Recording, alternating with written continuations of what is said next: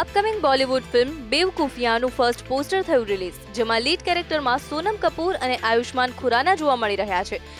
બેવકૂફિયા Yash Raj બેનરની film છે. આ ફિલ્મમાં ઋષિ કપૂર સોનમ કપૂરના પિતાના કિરદારમાં જોવા મળશે. According to sources, Vidya Balan mummy બનવાની છે. વિદ્યા બાલન અને સિદ્ધાર્થ રોય કપૂરના મેરેજને ઘણો સમય થઈ ગયો છે. તો પહેલા કરીના કપૂરની પ્રેગ્નન્સીને લઈને અફવાઓ ઉડતી જોવા મળતી હતી અને હવે વિદ્યા બાલનને લઈને કોઈને કોઈ ચર્ચાઓ થતી જોવા મળી જાય છે. તો સોર્सेसનું માનીએ તો એવી પણ વાત છે કે આજકાલ વિદ્યાના હોસ્પિટલના ચક્કરો વધતા ગયા છે. ડિરેક્ટર મહેશ ભટ્ટની ડોટર આલિયા ભટ્ટે તેના પાપાના પ્રોડક્શન હાઉસમાં એક પણ ફિલ્મ કરી નથી. આલિયાનું માનવું છે કે જ્યાં સુધી મને કોઈ સારી સ્ક્રિપ્ટ નહીં મળે ત્યાં સુધી હું ભટ્ટ કેમ્પની કોઈ જ ફિલ્મ નહીં કરું. હું ભટ્ટ કેમ્પસ સાથે કામ કરવા માટે સારી સ્ક્રિપ્ટની વેઇટ કરી રહી છું. પ્રિયંકાની ફિલ્મ ગુંડે 14 ફેબ્રુઆરીના દિવસે થશે રિલીઝ. તો પિગીની સિસ્ટર પરિણીતીની ફિલ્મ હસી તો ફસી 7 ફેબ્રુઆરીએ થશે રિલીઝ.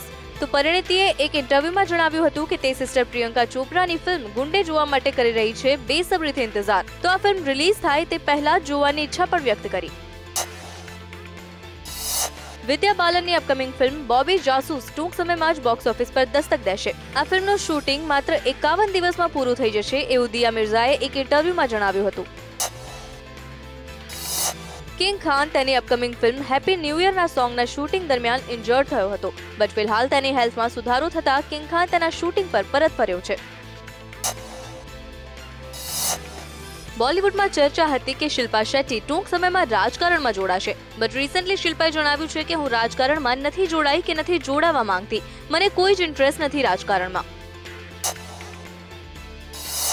આજકાલ દરેક બોલિવૂડ સ્ટાર્સ ટીવી પડદે કોઈને કોઈ રીતે જોવા મળી જ જાય છે અને ખાસ કરીને કોઈ શોના જજ તરીકે વધારે જોવા મળે છે સિલેબ્સ. તો રિસન્ટલી જ જોને એક ઇન્ટરવ્યુમાં જણાવ્યું કે હું સ્કૂલ કોલેજમાં કોઈ કાર્યક્રમમાં જજ બનવાનું પસંદ કરીશ, બટ કોઈ રિયાલિટી શો માટે જજ બનવા તૈયાર નથી.